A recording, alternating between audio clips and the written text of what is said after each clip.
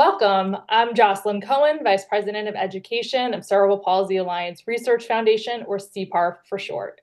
Today's Remarkable Women panel will explore the perspectives that power women and disability-led businesses and the specific challenges they face. Each trailblazing panelist is a founder or leader at a company that's been through CPARF's Disability Tech Startup Accelerator, Remarkable US, which is part of the Global Remarkable Accelerator program. Through seed funding, mentorships, deep dives, and support, Remarkable US helps startups bring affordable, life-changing technology one step closer to the people with disabilities who need it, because the world isn't built for disabled people, but thankfully there are companies that place disability at the forefront, and Remarkable US is working with them. They're built to fill in gaps, meet crucial needs, and make accessibility affordable. We are proud to feature women leaders from several of these companies today. In alphabetical order, they are Bethanie Couri, Chief Operating Officer of We Hear You, Nicole Cuervo, Founder and CEO of Springrose, Gloria Folaron, Founder and Head of Product of Leantime, Julie Lineberger, President of Wheelpad, and Alexa Orban, Director of Marketing Communications of Ceffable. Before we kick off today's discussion, I'll share a visual description of myself for additional accessibility. I'm a white woman with dark brown chin-length hair that's down and brown eyes. I'm wearing large teal glasses and a salmon-colored textured sweater. There's a CPARF-related background behind me that has white and different hues of green, and sometimes I might look like my eyes are looking away from the screen or rolling, but that's part of my cerebral palsy. So, kicking things off, I'd love for everybody to share a bit about yourself, what motivated you to start your business or join the disability tech and assistive tech space, and what inspires you to continue your work. So Alexa, let's start with you, and then I'll go around the Zoom room. Hi everyone, I'm Alexa Orban. Just quick description. I'm a white woman with long hair and I'm wearing a tan jacket. My office is also tan, and funnily enough, the color is accessible beige. So I joined the assistive tech space, actually part of like a serendipitous moment. As a woman living with cerebral palsy myself, I just felt that this space aligned so well with my personal values. And I was able to meet Ceffable through the Remarkable Tech Accelerator. So it was just a perfect moment of alignment. And I knew that I had a passion to help this space. I love to market through stories. I love to hear personal testimonies. And I think human connection is really what drives this world forward. And so coming into this space and knowing that I can make a difference, it's something that makes me get up and be excited about my job every single day. And also to be at a company that's at the forefront of new technology.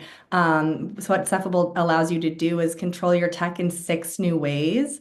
And so we've had the keyboard and mouse for over 50 years. So to have new technology that could really change the way not only people with disabilities control tech, but everyone, it's just been an amazing journey. That's so great to hear, Alexa. I can't wait to hear more from you today. I'm going to pass the mic to Nicole. Hi, everyone. I'm Nicole Cuervo. I am a white passing Latina woman with high cheekbones, as I've been told, medium length brown hair, and behind me is my now dying pothos plant, sadly. I went on break for too long. So thank you for having me. I'm the founder of Springrose. I actually had the idea a long time ago. It was inspired by my grandmother, Rose, who had chronic pain and arthritis. She had a lot of different things happening, but didn't let that get in her way. And I wanted to create a product that would kind of reduce the daily struggle and pain she was feeling while getting dressed. So it was very difficult for her to put on bras. And I couldn't find anything on the market that was accessible, adaptive, functional, and stylish. Every option that existed came in white and 3 sizes. And my background professionally is in human-centered design and strategy. So I started the company in July 2020 by interviewing over, well, at this point, 100 women, surveying over 500 and working with clinicians to develop and test our product. It took us 3 years to get to market, but we are now the proud inventors of the Easy On Mobility bra, which is the world's most flexible, versatile bra. You can put it on over 8 different ways, including one-handed, by stepping in, overhead, like a vest. There's truly a almost endless array of options, so that people can get dressed painlessly, independently, and with dignity every morning.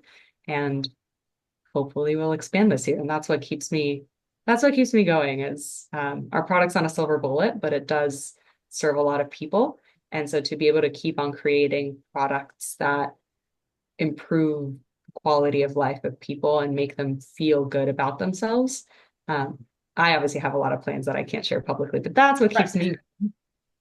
But I love that. I love your nutshell explanation of what you're doing and kind of a teaser of what you hope to be doing next. I'm looking forward to hearing more from you later on in this conversation, and I'm going to pass the mic to Gloria. Hey, thanks. It's been a little while. I'm glad to see you again.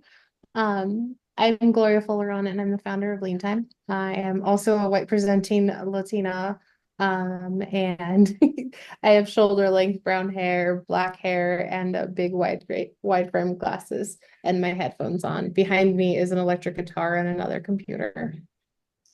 As the founder of Leantime, I started, my background is a little unconventional in that I started as a nurse first and then moved into startup and product management life. About 3 years ago, I was diagnosed with ADHD after starting to see some unique differences in the way that my eldest daughter was experiencing the world. It was through that I opened up this entirely different journey of my brain didn't quite work in all of those feelings, work in the same way that I felt other people were constantly trying to push me into growing up my entire life. As we've been homeschooling and going through her education, I see this more and more now, looking at this space of she needs to be able to have the things that make it so that when you can't see the differences in her brain, that you don't have to see those differences to be able to have her have what she needs to be able to do her best. And so that led us to Leantime, which is a project management, work management solution that allows you to better manage your tasks, but where we use AI and behavioral science to give her more options to figure out how to best manage her work.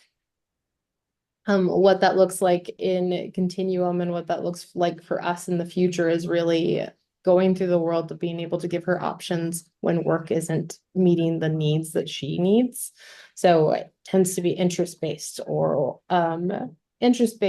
feeling like she's making impact or the right autonomy and the things that you might not necessarily get from management or leadership, being able to get that from what she can control and what she can see in a way that is supported and coached through AI and behavioral science. Thank you for sharing your story, Gloria. I've looked at Leantime. It's really interesting to me, and I love the way that it works. I'm looking forward to seeing more of what you can accomplish going forward in the future. And I'm going to pass the mic to Bethanie. Hi, everybody. My name is Bethanie Couri. I am the co-founder and COO at We Hear You. I am a white passing Middle Eastern woman. I am in my We Hear You polo, and I'm in a random conference room because I am at the CES conference today, so I snuck away for a little bit. Essentially, what We Hear You does, we started as actually an American Sign Language translation company. So we were translating American Sign Language into speech and text and translating speech and text back into American Sign Language. It was an amazing journey, and we enjoyed every single part of it. And we're currently exiting that part of the company off to a deaf-owned company so that they can continue to scale the technology. But in 2021, my co-founder had an idea for a way to open doors for individuals with mobility differences in a way that's a lot simpler. So we open doors from up to 20 feet away from the comfort of a wheelchair or other mobility aid. And we also found that there aren't enough accessible doors in the world to begin with.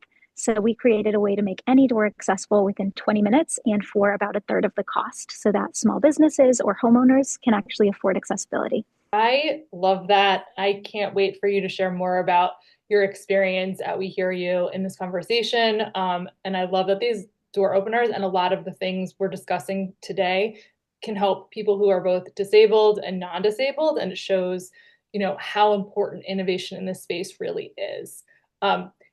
Talking about, making homes accessible, it's a nice segue to our last introduction of the panel, which is passing the mic to Julie. Thank you very much, Jocelyn. My first business was an architectural practice, and we felt very fortunate to be able to raise our children in our home. And for those of you, I am a white woman with once blonde hair, now kind of silver gray. And I'm wearing, maybe in support of my homeland, which is Los Angeles. It's a bunch of fire-colored shirt. And I am in an old barn that we have renovated into our architectural studio space. And I felt very fortunate to never have to think about housing for my children. And something I took for granted, as many do. Then 4 days before my godson's 26th birthday, after an accident in the pool, he became quadriplegic. And we didn't know what to do. So we showed up, just having virtually no experience in the disability space. So as things progressed, Riley was given adaptive equipment, and he had a job as a professional videographer, editing and that sort of thing. And he had adaptive equipment, moved to Portland, Oregon to do his new job. And in Portland, Oregon, of all places, no housing, no rentals that he could do where a caregiver could help him in a shower. So for 9 months until he found housing, he was relegated to an accessible hotel room. New life using a wheelchair, new community, although he had plenty of friends. No one could say, hey, Riley, let's go out for dinner. He was at his bandwidth. No one could come cook for him. He was very, very isolated. He eventually called us when he did buy a house because of our architectural background to make it a universal design. And as we did, typical architect, my husband said, hey, Riley, what if there had been an accessible bedroom and bathroom that we could have attached to your mom's house or your brother's house while you were figuring out the rest of your life? And therefore, we started Wheelpad, which is these accessible modular units so that you can make almost any house it's more for suburban. Sometimes it works in urban areas, but definitely in rural areas. And we were just the first to be there. And, we realized at first we thought it was just for people with spinal cord injuries. And then as we got into the whole disability space, oh my goodness, it just grew, so many people that just take housing for granted. All of a sudden, one day, their house is no longer their nest. They can't use their own house. They can't get in, they can't get out. So we have obviously now expanded for people to age in place, for people with medical diagnoses. And it's been amazing that we have the ability to do something about it. And what keeps us going is our customers every day. Thank you for doing this. This is amazing. I'm so glad you're doing this. And we just endeavor to make it more and more affordable and to produce them more quickly so we don't have such a long wait list, and it's rewarding on a daily basis. Thank you for sharing that, Julie. It's, a really great segue into my next question, because as an organization, CPARF views investing in disability tech like yours, all of yours, as taking a bet on humanity. And we invest in tangible, powerful work like yours to make the world better for people. So what do you believe the value is in investing in businesses created and owned by women, as well as those with women in substantial leadership positions? And Nicole, why don't you start us off with this one? Yeah, it's very interesting because you can look at it from a social lens or you can look at it from an economic lens, and on either side, there's just benefit. So I can't quote you the exact studies, but it has been shown that women that start and lead businesses tend to give investors a higher return than male-led businesses. They also tend to build businesses in a way that are better for society generally. They have better governance, they have better social impact initiatives, they just do right by people in a way that non-women led businesses don't often consider. And so there's really no reason to not support and invest in women-led businesses. It is truly just better for everyone overall. Thank you for sharing that. Does anyone have anything else to add to Nicole's insights? I do. There's one of my favorite questions that you sent out. Women continue to be at a disadvantage in the business world. Less than 2% of women receive any venture capital funding. One truly reaps the multiplier effect when one invests in women. There's a compounding return on that investment. Not only is there the financial return, yet the multiplier effect helps humanity and advance a group that has been disadvantaged in the business world since inception. And in terms of WheelPad, women more often than men know the importance of details in a home and to keep it running smoothly and all this stuff. And the importance of practicality as well as the rhythm really serves. And when I talk to people about WillPad, they're like, oh my God, why is anyone else doing this? Why isn't anyone else doing this? It's an amazing idea. And I like to say, well, a man did invent WillPad, my husband, and all our things. However, it took a woman to say, hey, this is needed. There are thousands of families, thousands of individuals who could use this. Let's make this a business. And then everyone said, oh, it'll never be profitable. It's too detailed. It's too this, it's too that. But my driving factor was not only my godson, but it's to solve a problem that many people didn't choose to see. And allowing individuals with mobility challenges to live as independently as possible, and in many cases, keeping families together. And that's that female vision that a couple people have talked about humanity and doing what's right.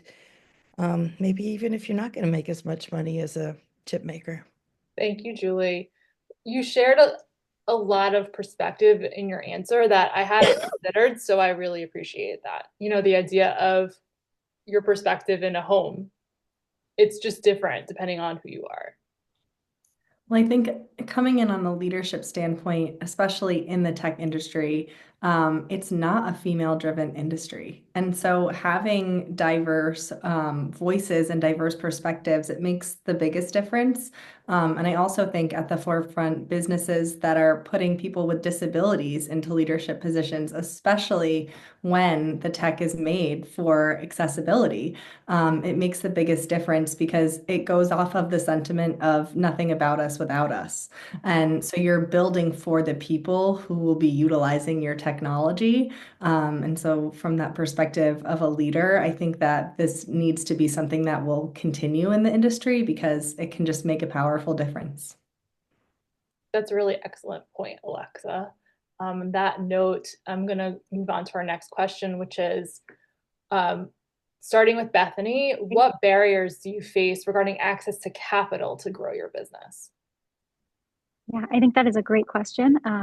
Like Julie said earlier, Forbes, citing them, they found that female-only founded companies receive less than 3% of VC funding, which is a wild statistic with how many female-owned businesses there are.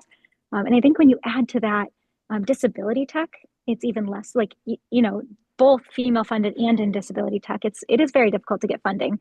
And I think one of the challenges with VC funding can be you know, well, what is the reach? What's the profitability? Is it large enough of a market? And when you're creating in a way that it doesn't matter if it's one person or 1 million people, you know, if you can impact somebody's life, that's what matters. I feel like it is sometimes hard to get VCs on board and get them to understand the mission. But I think once they understand the mission of, you know, what this product can do for people with disabilities or what this product can do for anybody who faces challenges in their daily life, I think it becomes a lot easier to talk money, which is a difficult topic with anybody, but to talk about that for, you know, the impact that it can have as opposed to the dollars it will bring in. I think that oftentimes in disability tech, that's the wall you run into is the dollars it'll bring in versus the impact. No, I appreciate that. So one of the things that I've seen a few times now is this idea that disability tech as a sector or even impact investing is still a nonprofit sort of philanthropic space. And so the two of I can make money and I can help people still don't exist together for some folks. And it's that idea of these things don't necessarily have to be separate. And I think Bethanie alluded to it already when she's talking about this. There's this line where how many people are you actually helping? Is the space actually big enough? And we've seen it in our space where statistics a couple of years ago started out for folks with ADHD. They didn't think adults had ADHD. And so the estimates were something like only 11% of adults, but the numbers were higher for children. And they're just like, these adults just magically poof, the ADHD goes away. And now we're seeing statistics of some surveys saying 53% of employees are identifying as neurodivergent. And so there's this big difference of, hey, there's so much diversity packed into us as human beings that this space is a space and it deserves to be a space. And I've seen it over and over again that when people feel heard and they feel valued and they feel like you are doing something to support them and make their world better, they want to invest in it from a consumer perspective. So in terms of your ability to grow and return revenue or return profit to an investor, it's baked into what you're doing as long as you stay on that core mission and serve the customers and listen to what they're saying. So yeah, I agree with that. A lot of what I get when I get rejected when I'm going to investors, it's because the market's not big enough. There's not enough people. But I think that's funny because there's no single company that is like, our customer is everyone. If you have a custom, like if that is how you're starting a company, if you market to everyone, you're marketing to nobody. Like you're not going to spend your marketing dollars efficiently. And the disability sector, yes, it's a niche, right? But at the same time, it's probably the biggest one that there is out of everybody. Like it's actually bigger than either women, men, non-binary. Like it's bigger than gender, it's bigger than ethnicities, it's bigger than anything else because it doesn't discriminate in that way. And and so it's often important to remind people that almost everybody will become disabled as they age. And that's something when I tell people, they're like, oh, it's so profound, it's so deep. And it's like, yeah, but it's also just a fact of life. Yeah. And so I showing how it impacts them and it's going to affect them in their life has been a powerful tool for me, but um, it's still frustrating when you tell people that you're serving this massive group and they're like, but it's still a niche because not everyone. It's like, okay, no business literally serves everyone. And just with regards to your product, I've shared it with 3 women in the last month, who were previously not disabled people. So it proved your point. And you can prove it further because with every medical advance, that population is growing and growing. It's, people that all of a sudden can have more abilities, or people that 5 years ago would have died from an injury or an illness now are living. It's just an expanding population. Wheelpad's a member of both Vermont Businesses for Social Responsibility and Green America. And we evaluate our business on a triple bottom line. Our stakeholders are, yes, our financial partners, yet also the environment, our employees and community. They're also our shareholders. So we look for mission match capital. Our vision, it's long-term. It's not what most venture capitalists want, which is, maybe it's 7x in 7 years. We're not in about that for maximum profit at the expense of our triple bottom line.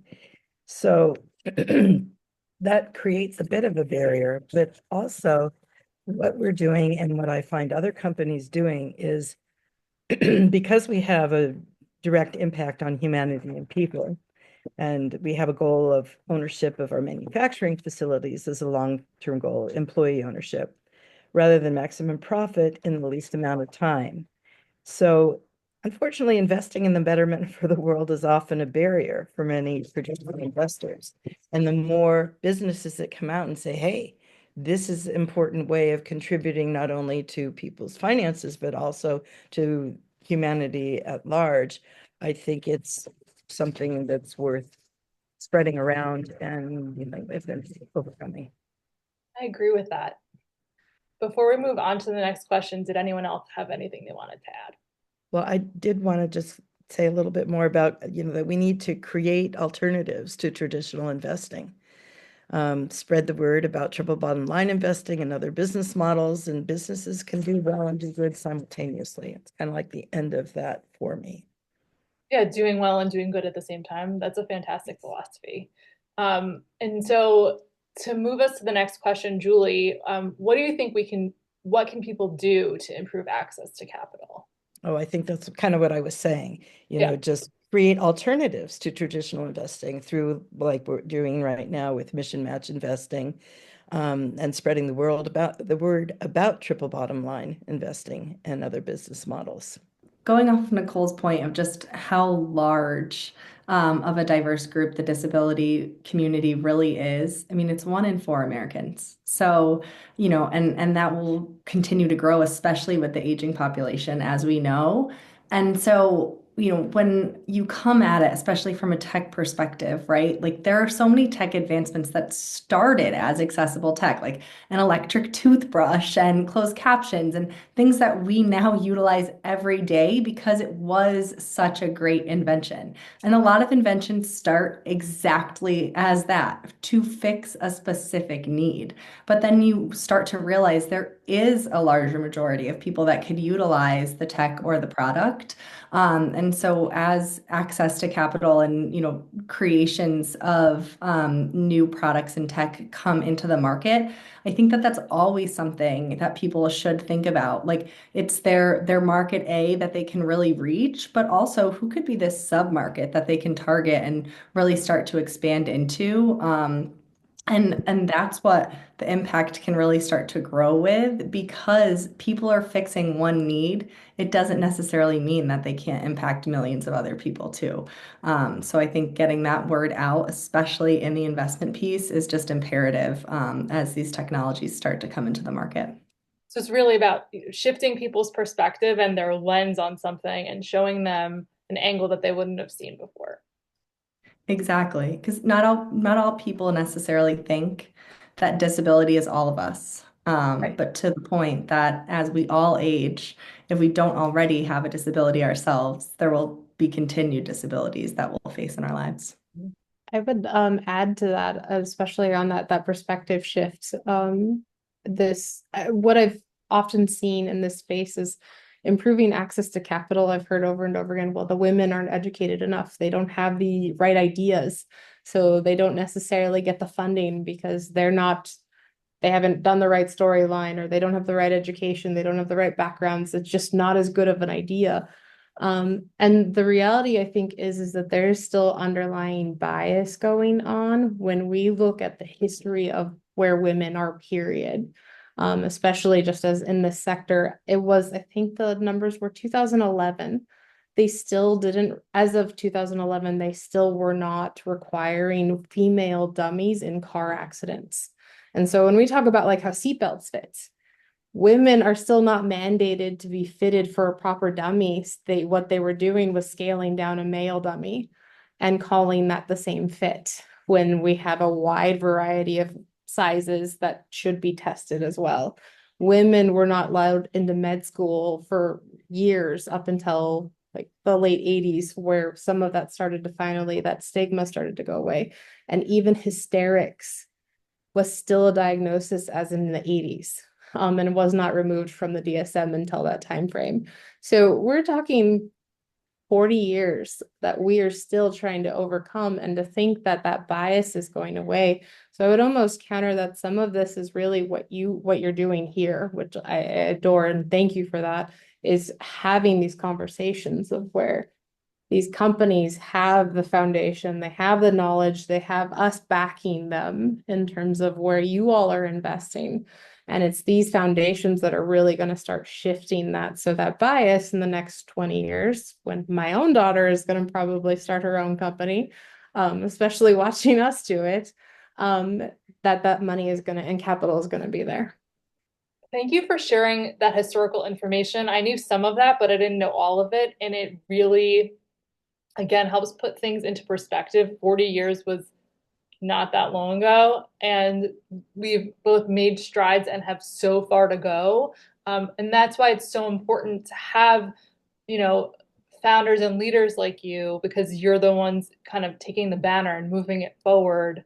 And it's really a baton. I said banner, but you ultimately pass the baton, like you were saying, Gloria. And so for our next question, I want you to kick us off, Gloria, which is, it's building sort of off of what you were just saying. How does investment in women leaders and women-run businesses in the disability and assistive tech space differ from investment elsewhere? And why is it important? And I know we've sort of covered this from a bunch of different angles today, but I'm sure there are others that you could share. I think when you're investing in a woman-run and disability assistive tech space, it's not just for the money. And that's a perspective that one of the things we do all the time where we're at is we're studying and building frameworks around intrinsic and extrinsic motivation, like what drives people and what helps them feel whole in the work that they're doing. And there's a line in there where money is great, and I'm sure from where some of these folks, billionaires, are sitting, like research shows that there's a certain amount of money that you have that can't impact your happiness anymore. So what then does impact your happiness, right? So it's that impact. What is that mark that you're leaving in this space? And so as people are looking at where should I invest money, where should I put things, what they're doing is investing in potentially their own child's future, potentially the future of their mother, their grandmother. Especially with all of these products that we've discussed today, like these are the spaces that impact everyone, as it's been called out. And I think that is a shift that when we look at how do I go to sleep better tonight than I did yesterday? Like that is a space to look at of, okay, I've done something that potentially over the next 20 years is going to impact not just myself, but the people around me. Yeah, that nicely built on Julie's philosophy of doing well and doing good. Yeah, in my opinion, women are looking at the impact of their businesses on people. Just what you said, Gloria. We look at the world at large. We look at our customers, the communities, employees, as well as the shareholders. People say, that our models are life-changing, and I think we want to be that way. And we're striving to create not only supportive, inclusive products, but also a supportive and inclusive business model and a supportive and inclusive world with our customers and our team. And I think what you said, that women tend to focus on the effects of people, on people of our products is very, very true. To add into that, I feel like we're in such an interesting time because, like Gloria said, history has not favored women in certain spaces for so long. And I feel like I feel honored to be in a room with all of you because as we are doing this work, it is paving a path that's better for the women behind us.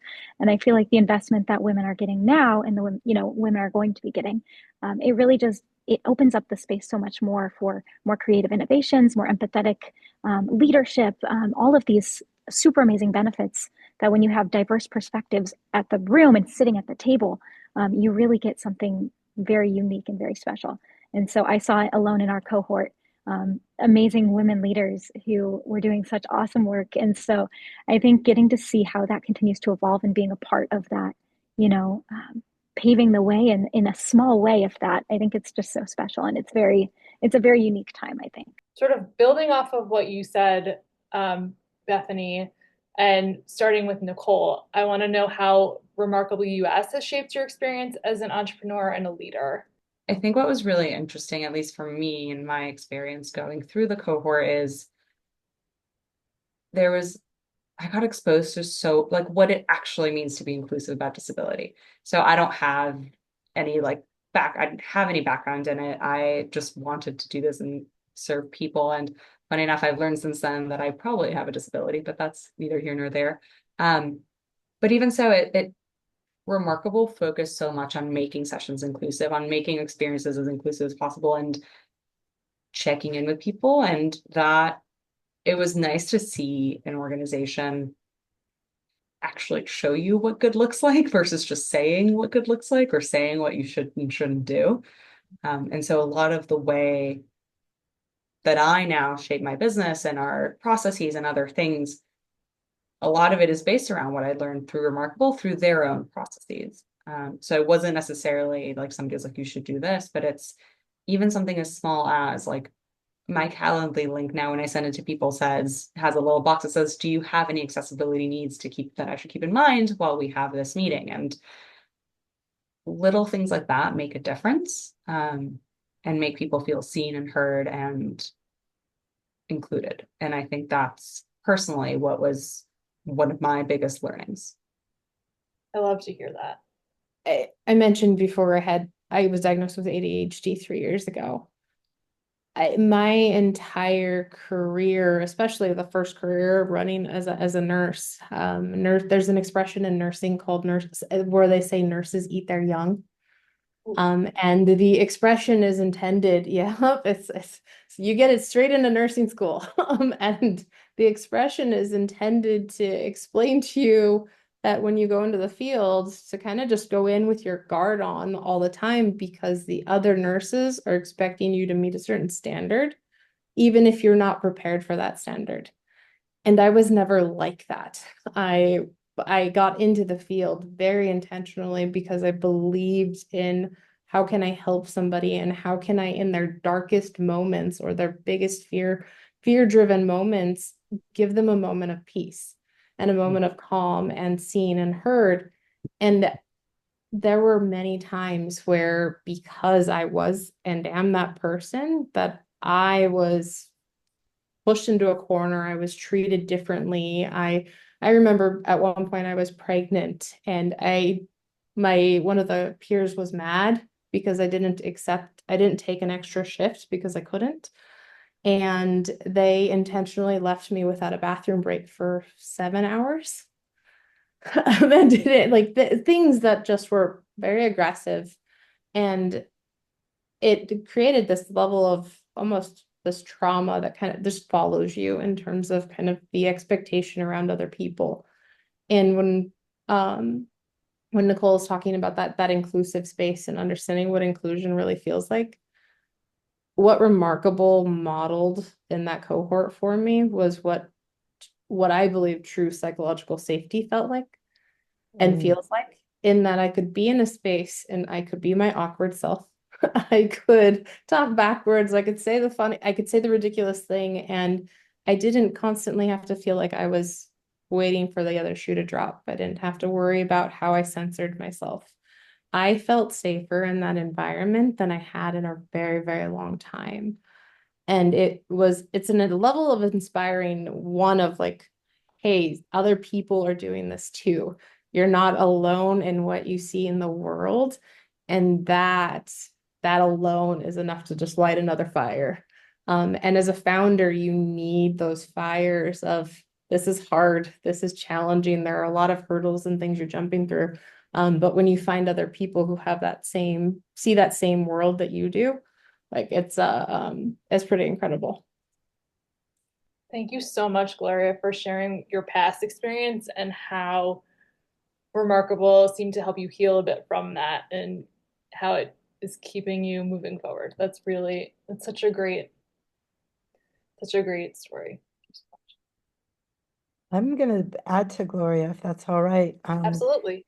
What I totally agree. What Remarkable, what they modeled was how to get along as a team and how to accept differences, which is what we do in our businesses anyway.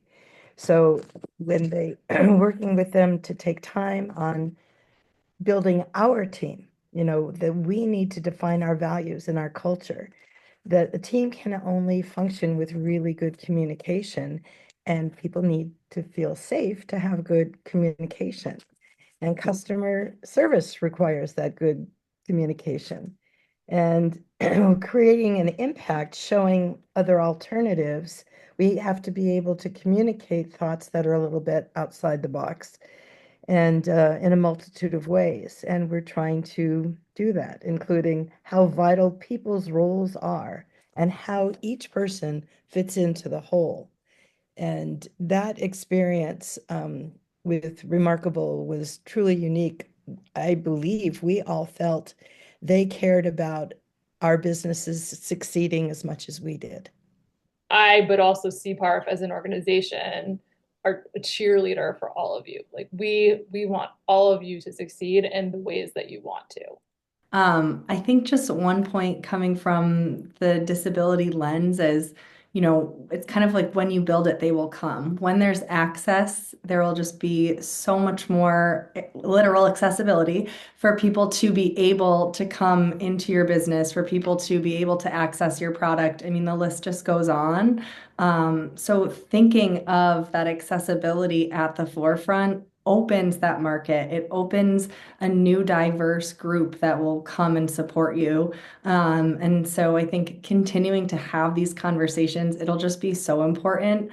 But it definitely fuels my fire to connect with all of you. And I think that it's something that we need to continue to do is have conversations like this, because when people see it from that lens of an amazing roundtable group of women today, that's how that impact will start even more. Thank you so much for those wise words, Alexa. Thank you, Jocelyn. I mean, for giving us the opportunity. I mean, coming to here, I don't know if I would have sat down to think about some of these topics, to develop them and share them.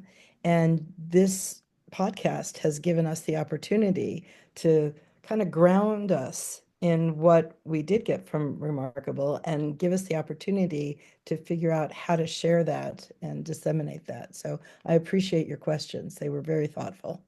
Oh, thank you, and you're welcome. Sorry, I'll just throw out because we've been talking a little bit about like how difficult it is to get capital. And Yes. if we have folks listening at some point who are like, I have this disability product idea, or I have this idea, and you're uncertain, the access to capital, don't let that stop you. It's about finding the baby steps and finding the little things of how can I find the simplest way to test this, to validate it, and then making steps from that. And I don't know about anyone else, but I'm active on LinkedIn, and I'm sure Jocelyn, you'll have contact info somewhere, but always happy to have somebody reach out if they have questions about being in the sector. But just want to say, like, just take those first steps, and you'll find yourself getting and gaining momentum regardless of what we're saying about the capital today, because it'll be different tomorrow.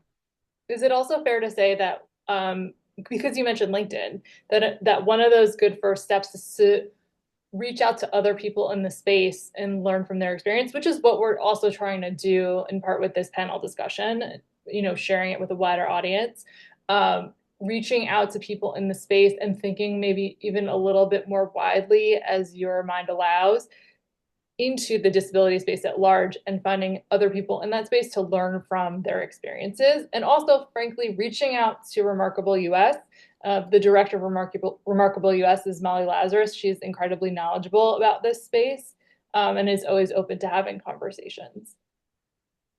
Yeah, definitely. That I think is the just even following folks in the sector and seeing what they're posting is a great way to start absorbing the information, and getting more of it. Well, thank you to every one of our remarkable women here today. You all really motivate me to keep doing the work that we're doing here at CPARF.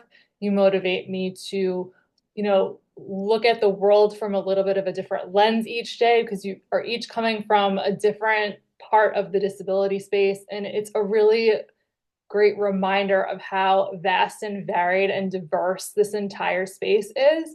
And it's a great reminder of how powerful women can be in leadership roles and founding roles, and how that power can increase exponentially when you have the right folks behind you supporting your work with funding.